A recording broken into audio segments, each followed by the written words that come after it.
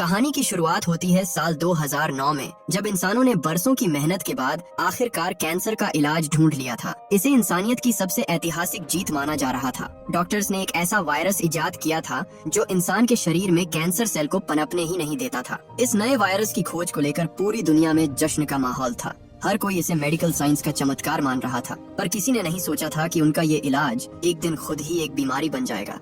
बस कुछ ही महीनों में साइंटिस्ट के बनाए उस वायरस में अपने आप ही कुछ म्यूटेशन होने लगते हैं, जो इंसानों के लिए जानलेवा था। ये वायरस हवा के जरिए बहुत तेजी से फैला और दुनिया की 90% आबादी को खत्म कर दिया। बचे हुए 10% लोग म्यूटेट होकर खतरनाक ज़ोंबी मॉन्स्टर्स में बदल गए, जिन्होंने बाकी इंसानों को खाना शुरू कर दिया। महामारी शुरू होने के 3 साल बाद हम न्यूयॉर्क शहर को देखते हैं, जो पूरी तरह सुनसान हो चुका था। इंसानों के जाने के बाद कुदरत ने इस शहर को जंगल में तब्दील कर दिया।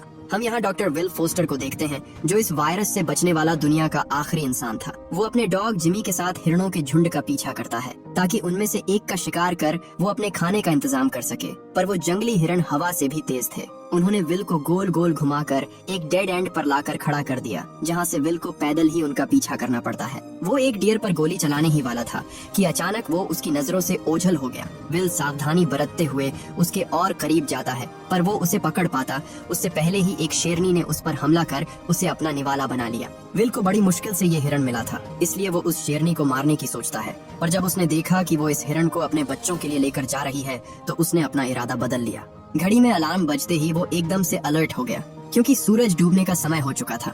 विल जल्दी से अपने घर आया और उसने दरवाजे पर अल्कोहल छिड़क दिया, जिससे उसके शरीर की गंध छुप जाती है। इस तरह वो ज़ॉम्बीज़ के हमलों से बचा रहता था। सूरज ढलने से पहले विल घर के सारे खिड़की दरवाजे बंद कर देता है, क्योंकि वो ज़ॉम्बीज़ रात में ही बाहर निकलते थे। जैसे ही अंधेरा हुआ, उन ज़ॉम्बीज़ ने सड़कों पर उतरकर हर एक जिंदा चीज को खाना शुरू कर दिया, और वो ये हर रात करते थे। विल जिमी के साथ खुद को एक टब में छुपा लेता है और बस दुआ करता है कि ये सब जल्दी खत्म हो जाए। अगली सुबह विल जमकर कसरत करता है, क्योंकि यहाँ जिंदा रहने के लिए फिट रहना बहुत जरूरी था। इसके बाद वो बेसमेंट में गया, जहाँ उसने इंसानों पर एक्सपेरिमेंट करने के लिए एक लैब बना रखी थी। विल सालों से इस वायरस का इलाज ढूंढने की कोशिश कर रहा था, पर उसके सभी एक्सपेरिमेंट के नतीजे निराशाजनक ही रहे थे। उसने जिन चूहों को एंटीडोट दिया था, वो या तो मर जाते थे या और ज्यादा आक्रामक हो जाते थे। लेकिन आज चीजें कुछ अलग थीं।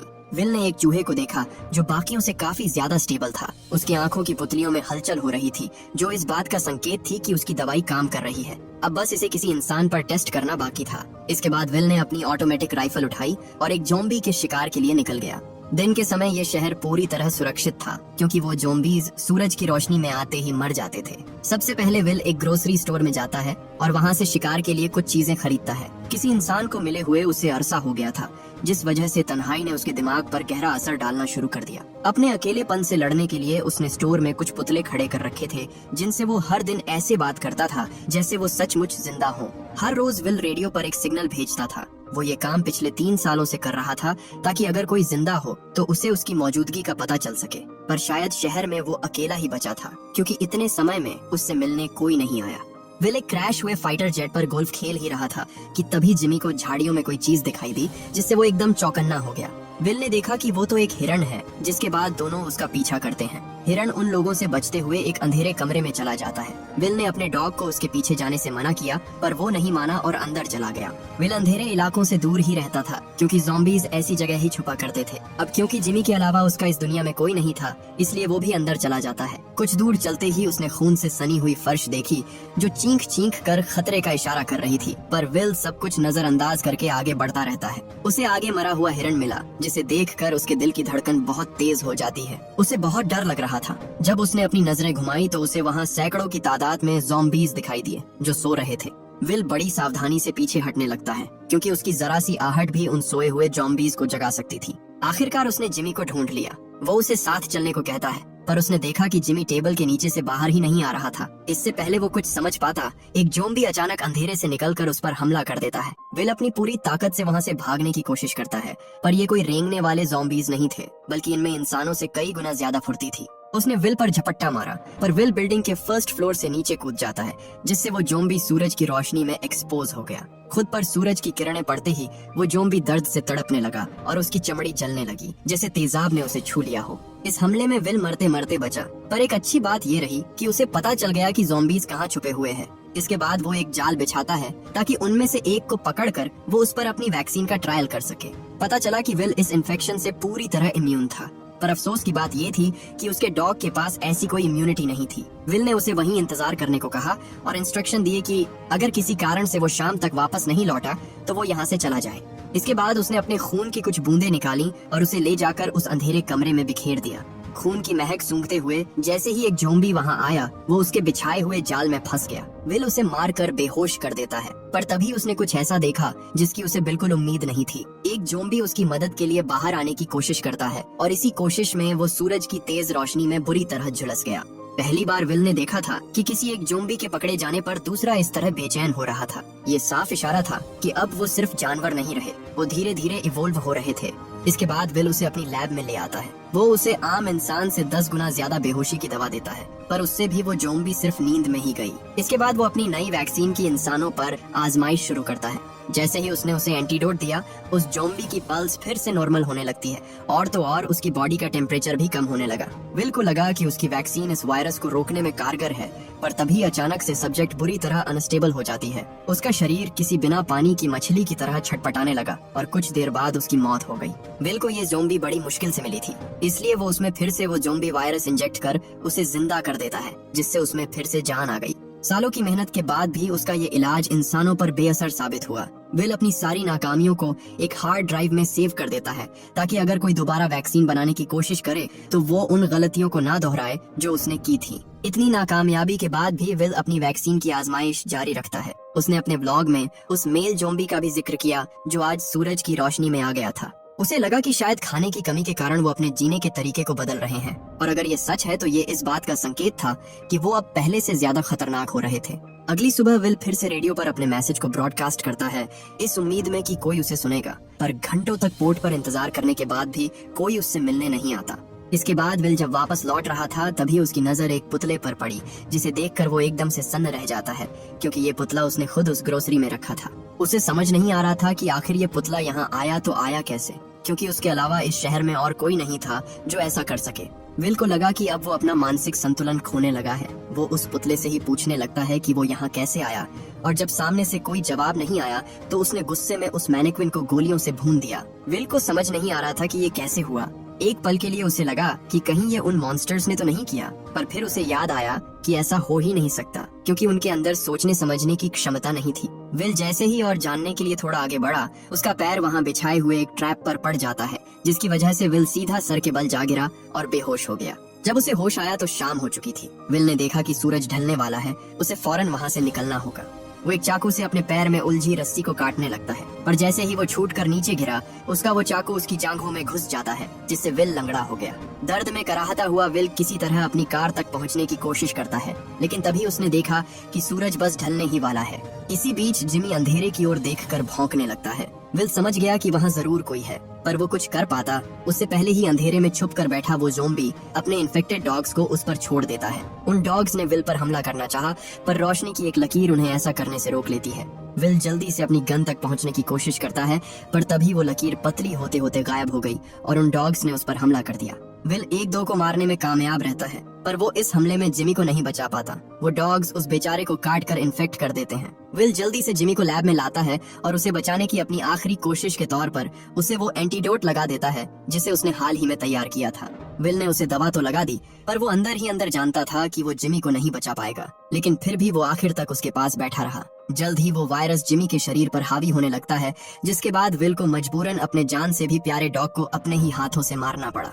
अगली सुबह विल उसे दफना देता है, पर उसे दफनाते ही उसके जीने की सारी वजह खत्म हो चुकी थी। वो ढेर सारी डिप्रेशन की दवाई खा लेता है, क्योंकि वो सुसाइड करने वाला था, पर मरने से पहले वो उन ज़ॉम्बीज से जिमी की मौत का बदला लेने की सोचता है। विल ने अपनी कार शहर के बीचों बीच लाकर खड़ी कर दी और शाम होने का इंतजार करने लगा। जैसे ही सूरज ढला, वो ज़ॉम्बीज एक एक कर अपने अपने ठिकानों से बाहर निकलते हैं, और जैसे ही विल ने हॉर्न दबाया, वो सब एक साथ उस पर टूट पड़े। गुस्से में विल उन सारे ज़ॉम्बीज को अपनी कार से रौंदता हुआ आगे बढ़ जाता है। उसने सोच लिया था कि आज वो किसी को नहीं छोड़ेगा। उसने एक एक को बुरी तरह कुचल डाला। जल्द ही वो ज़ॉम्बीज विल पर भारी पड़ने लगते हैं। उनमें से एक पोल पर चढ़कर उसे विल की कार पर गिरा देता है, जिससे उसे आगे का कुछ दिखाई नहीं देता।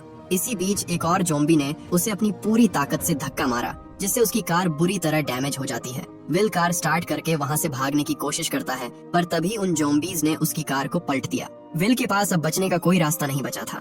वो ज़ॉम्बी जिसने ये सब प्लान किया था उसके पास आता है और उसे मारने ही वाला था कि तभी एक तेज रोशनी चमकी और वो सारे ज़ॉम्बीज़ भाग खड़े हुए। विल को बिल्कुल भी होश नहीं था कि उसके साथ अभी अभी क्या हुआ। उसे अपने कानों में एक लड़की की आवाज सुनाई दी जो विल से उसके घर का पता पूछ रही थी। बेहोश होने से पहले विल उसे एक मैप देता है जिसमें उसके घर तक पहुंचने का नक्शा था। अगली सुबह जब उसे होश आया तो उसे यकीन ही नहीं होता कि कल रात के हादसे के बाद वो जिंदा बच गया। उसे अपने कमरे में किसी के होने की आवाज सुनाई दी। विल तुरंत ड्रॉवर में पड़ी गन उठाकर उस आवाज का पीछा करने लगता है, पर जैसे ही वो किचन में पहुंचा उसने देखा कि वहाँ एक लड़की और एक बच्चा मिलकर उसके लिए खाना बना रहे थे। एक पल के लिए तो उसे यकीन ही नहीं हुआ कि उसके सामने दो जीते जागते इंसान खड़े हैं। उसे लगा कि कहीं वो खुली आंखों से सपना तो नहीं देख रहा, क्योंकि उसने सालों बाद किसी को देखा था। वो लड़की अपना नाम अलाइस बताती है और उस लड़के का नाम जेम्स था। अलाइस कहती है, हमने आपका ब्रॉडकास्ट सुना था, आपने जो जगह बताई थी हमने वहाँ काफी देर तक इंतजार भी किया पर आप आए ही नहीं।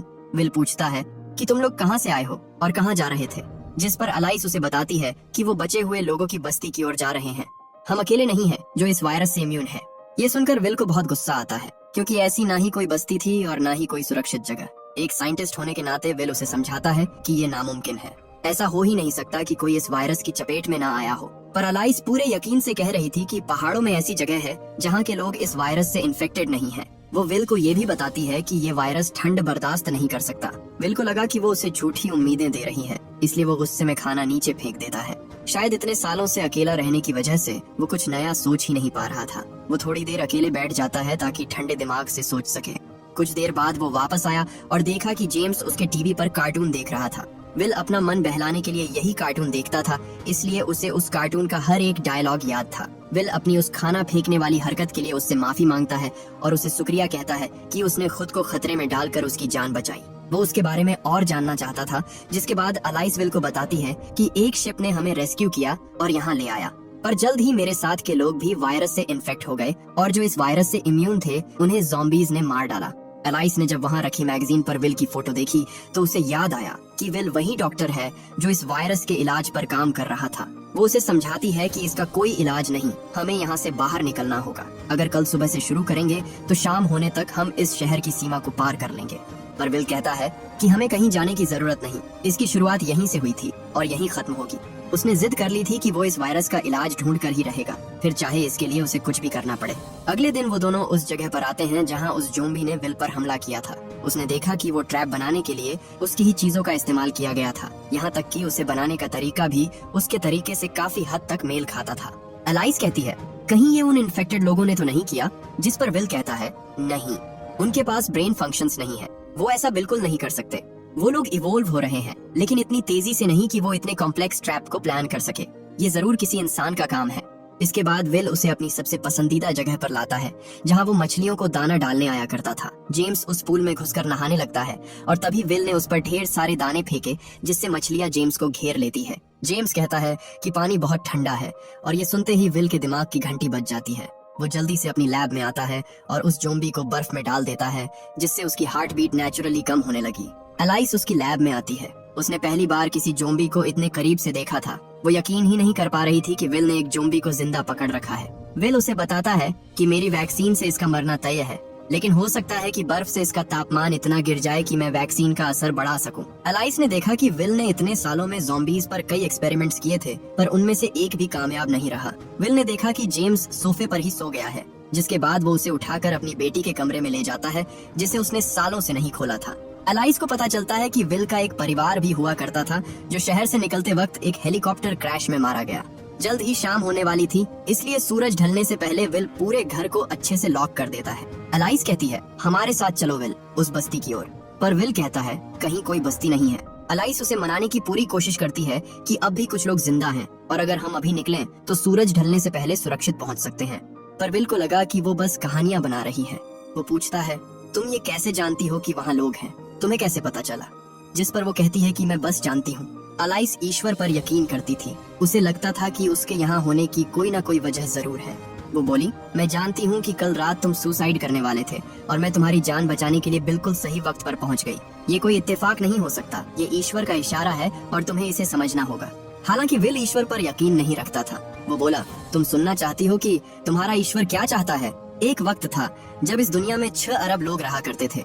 जब ये इन्फेक्शन फैला तो वायरस ने 90% लोगों को जकड़ लिया, यानी 5 अरब 40 करोड़ लोग तुम्हारे ईश्वर को प्यारे हो गए। 58 करोड़ लोग ज़ॉम्बीज में बदल गए, जिसके बाद उन्हें भूख लगी और उन्होंने उन बचे 1% लोगों को खाना शुरू कर दिया। वो हर एक आदमी जिसे तुम या मैं जाना करते थे वो अब मर चुके हैं और तुम्हारे उस ईश्वर ने उनमें से किसी को नहीं बचाया। अपने दिमाग से ये बात निकाल दो कि ईश्वर है, कहीं कोई ईश्वर नहीं है। हम इस दुनिया में बिल्कुल अकेले रह गए हैं। उसकी ये बातें सुनकर अलाइस रोने लगती है, क्योंकि जिस विश्वास के सहारे वो अब तक जिंदा थी, विल ने उसी को झूठ और बेकार साबित कर दिया था। वो बात कर ही रहे थे कि तभी विल को कुछ वाइब्रेशंस महसूस हुई। उसने एक बड़े खतरे को सेंस कर लिया था। वो अलाइस से पूछता है कि कल तुम मुझे यहाँ दिन में लाई थी या फिर रात में? जब उसे पता चला कि वो सूरज निकलने से पहले यहाँ पहुँच गए थे, तो वो जल्दी से उसे घर की सारी लाइटें बंद करने को कहता है, क्योंकि ज़ॉम्बीज ने उनका पीछा कर उन्हें ढूंढ लिया था। सैकड़ों ज़ॉम्बीज तेज रफ्तार से उसके घर की ओर बढ़ रहे थे। उन्हें रोकने के लिए विल ने यूवी लाइट्स जलाई, पर उन लाइट्स का उन पर कोई असर नहीं होता। वो अपने रास्ते में आने वाली हर चीज को बर्बाद कर देते हैं और अब विल के घर और उनके बीच बस कुछ ही कदमों का फासला रह गया था। आखिर में विल घर के चारों ओर लगे एक्सप्लोसिव्स को डेटोनेट कर देता है, जिससे होने वाले धमाके में ज्यादातर ज़ॉम्बीज मारे जाते हैं। उसे लगा सब खत्म हो गया, पर तभी ज़ॉम्बीज की एक और लहर तेजी से उसकी ओर बढ़ने लगी। विल उन्हें और देर तक नहीं रोके रख सकता था, इसलिए वो जल्दी से अलाइस को सुरक्षित जगह भेजने की कोशिश करता है। पर जब वो ऊपर आया तो उसने देखा कि वो लोग वहाँ नहीं थे। वो कुछ समझ पाता उससे पहले ही एक ज़ॉम्बी ने उस पर हमला कर दिया। वो उसकी गर्दन पकड़कर उसे नोचने की कोशिश करता है, पर विल ने पास पड़ा स्क्रू ड्राइवर उसकी टांग में घुसा दिया। गुस्से में वो ज़ॉम्बी उसे उठाकर नीचे फेंक देता है, जिससे विल बुरी तरह घायल हो गया। उसने जल्दी से कैबिनेट से गन निकाली और उस पर फायर करने लगा, पर उसे एक भी गोली नहीं लगती। वो छुप जाता है और बाहर नहीं निकलता, जिसके बाद विल ने पास पड़े सिलेंडर में ब्लास्ट कर दिया। वो उसका पीछा करता है, पर जल्द ही उसकी सारी गोलियां खत्म हो गईं। विल जेम्स को आवाज लगाता है, पर उसे सामने से कोई जवाब नहीं आता। वो उन्हें ढूंढ ही रहा था कि तभी उसे एक ज़ॉम्बी दिखाई दिया, जो छत तोड़कर बाकी ज़ॉम्बीज के आने के लिए रास्ता बना रहा था। अलाइस और जेम्स भी वहीं छुपे हुए थे, जिनकी आहट से उस ज़ॉम्बी को उनकी मौजूदगी का पता चल जाता है। वो उनकी ओर बढ़ ही रहा था कि तभी विल उसे गोली मार देता है। हालांकि मरते वक्त उस ज़ॉम्बी ने इतनी तेज आवाज निकाली कि उसकी चीख ने बाकी ज़ॉम्बीज को उनकी तरफ खींच लिया। विल अलाइस को जेम्स के साथ जल्दी से लैब में जाने को कहता है। इसी बीच वो सारे ज़ॉम्बीज घर की दीवारों से होते हुए अंदर घुस जाते हैं। इससे पहले वो उन्हें मार देते, विल ने खुद को लैब के अंदर बंद कर लिया। अलाइस जब लैब में आई तो उसने देखा कि वो ज़ॉम्बी जिसे विल ने एंटीडोट दिया था, वो ठीक होने लगी थी। उसे अपने इंसानी रूप में वापस आता देख उन्हें अपनी आंखों पर यकीन ही नहीं होता। इसी बीच वो ज़ॉम्बीज दरवाजा तोड़कर लैब में घुस जाते हैं, पर विल ने सही समय पर खुद को एक ग्लास के अंदर लॉक कर लिया। वो ज़ॉम्बीज उस कांच को तोड़ने की कोशिश करते हैं, पर वो बहुत मजबूत था। विल उन्हें कहता है, मैं तुम्हें बचा सकता हूँ, तुम सब के सब बीमार हो, मैं तुम्हारी मदद कर सकता हूँ। पर वो ज़ॉम्बीज उसकी बात समझ नहीं पाते और उसकी सारी रिसर्च को बर्बाद कर देते हैं। उन्हें रोकने की विल की सारी कोशिश बेकार थी, पर तभी वहाँ उनका लीडर आया, जो अपना सर उस कांच के दरवाजे से पटक पटक कर उसे तोड़ने की कोशिश करता है। अगर ये दीवार टूट जाती तो उन तीनों की खैर नहीं थी, पर खुशकिस्मती से ऐसा कुछ नहीं होता।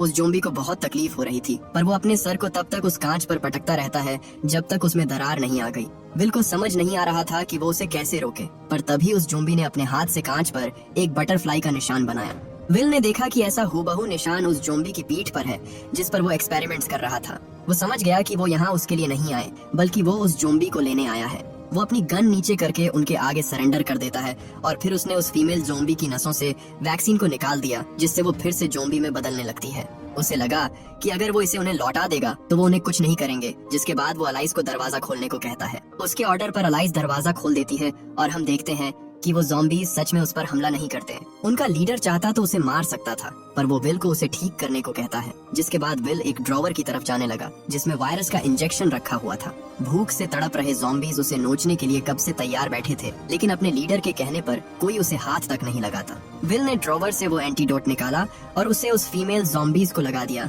जिससे वो एक बार फिर जिंदा हो जाती है। उन्हें देखकर विल समझ गया कि ये सब इवॉल्व हो रहे हैं, क्योंकि वो प्यार को महसूस कर सकते थे। ज़ॉम्बी उसे अपनी गोद में उठा लेता है। विल ने जो उस लड़की के साथ किया, उसके लिए वो ज़ॉम्बी अगर चाहता तो उन सबको मार सकता था, पर वो ऐसा नहीं करता और अपने सभी लोगों को लेकर चुपचाप वहाँ से चला जाता है। उनके जाने के बाद विल ने राहत की सांस ली, पर जाते जाते वो उसकी सोच हमेशा के लिए बदल गए। उस रात विल ने पहली बार उन ज़ॉम्बीज में इंसानियत देखी, जिसे अगर वो अपनी आंखों से न देखता तो शायद कभी यकीन न करता। ईश्वर पर उसका विश्वास फिर से लौट आया था, जिसके बाद उसने अलाइस की बात मानी और उन ज़ॉम्बीज को उनके हाल पर छोड़कर वहां से चला गया। अलाइस रेडियो पर एक मैसेज ब्रॉडकास्ट करती है और बताती है कि वो लोग इस शहर से जा रहे हैं। अगर सच में कोई उनकी आवाज सुन रहा है तो वो भूल कर भी इस शहर में न आए। और इसी के साथ ये मूवी यहीं पर खत्म हो जाती है। उम्मीद करता हूँ कि आपको ये कहानी पसंद आई होगी। Thank you for watching. लेकिन इस हत्या ने पुलिस को सतर्क कर दिया और वे जंगल पहुंच गए। जंगल में घुसते ही एक पुलिसकर्मी शिकारी के जाल में फंस गया और लोहे की कीलें उसके शरीर में धंस गईं। इस घटना से बाकी पुलिसकर्मी डर गए और जब एक और साथी गायब हुआ तो वे पूरी तरह टूट गए। अंधाधुंध गोलियां न चलाएं। गोलियां किसी को नहीं देखती। कुछ जाल में फंसे शेर को देखने से पहले ही ज्यादातर लोग गायब हो गए और इस पन्ने पर कुछ मौतों के अलावा कुछ नहीं बचा। शेर के शिकार में कोई प्रगति नहीं, कोई रास्ता नहीं। मुझे अपनी पूरी ताकत लगानी होगी। नागरिकों की सुरक्षा के लिए सरकार ने शीर्ष हत्यारे टाइजू को बुलाया। विकलांग होने के बावजूद वह दशकों से शिकार कर रहे थे। शेर के प्रति उनका रवैया बेहद नकारात्मक था। उम्र बढ़ने के साथ टाइजू ने संन्यास लेने का फैसला किया। उस रात वह शेर के निशानों का पीछा करते जंगल पहुंचे। शेर को बाहर निकालने के लिए उन्होंने पुश्तैनी मसाला हवा में बिखेरा और वहां से निकल गए। फिर वह एक तरफ गए, मुंह ढका और शेर की आवाज निकाली। स्नाइपर राइफल उठाई और शिकार का इंतजार करने लगे। वाकई उस्ताद का काम ही कुछ और है। 3 सेकंड के भीतर ही सब हो गया। शेर सामने आ गया, लेकिन टाइजू को उम्मीद नहीं थी कि शेर इंसानों से भी चतुर होगा और खतरे को तुरंत भांप लेगा।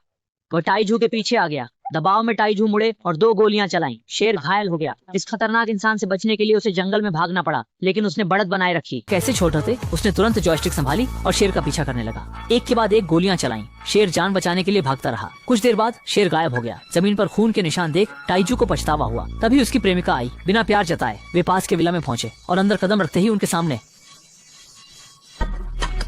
फर्श पर लाशें थीं। शेर ने जैक के कंधे पर हमला किया। प्रेमिका ने गोली चलाई। जैक ने शेर का ध्यान भटकाया और छिप गया। शेर नहीं आया। जैक बाहर निकला तो एक व्यक्ति दिखा। व्हीलचेयर की बैटरी खत्म हो गई। मौत निश्चित थी। जैक ने शेर से लड़ने अड़ने का फैसला किया। शेर गोलियां झेलकर झपटा। जैक को पीछे हटना पड़ा। नीचे गिर गया। मुश्किल से रेंगने के बाद वह प्रेमिका से मिला। स्थिति बिगड़ती देख जैक को एक साहसी विचार आया। उसने अपनी टांग को चारा बनाने की सोची, क्योंकि वह विकलांग था और टांग उसके काम की नहीं थी। प्रेमिका ने उसकी टांग काटी और खून जमीन पर फैला दिया। जल्द ही शेर वहां आ जाएगा। अगले पल प्रेमिका ने गैस लाश के मुंह में छोड़ी और उसे बेहोश कर दिया। उन्हें लगा वे सुरक्षित हैं, पर लाश जिंदा थी और जैक पर झपट पड़ी। जैक मर गया। जैक की जान खतरे में देख प्रेमिका ने पास पड़ी बड़ी कील उठाई और लाश के सिर में आर पार कर दी। शक्तिशाली लाश उस कील से खत्म हो गई और जल्द ही एम्बुलेंस उसे ले गई। सबने राहत की सांस ली ही थी कि रास्ते में एक और लाश आ गई। उन्होंने जिसे मारा था वह इसी की मां थी। अगले पल शेरनी ने गाड़ी पर हमला किया और सबको मार डाला। एनी बचकर भागी और उसे एक ट्रेन दिखी। एनी ने जल्दी से एक गाड़ी ली और एम्बुलेंस को ट्रेन की पटरी पर धकेल दिया। अगले ही पल ट्रेन ने एम्बुलेंस को टक्कर मारकर टुकड़े टुकड़े कर दिए। अंत में शहर में शांति लौट आई और लोग खुशी से रहने लगे।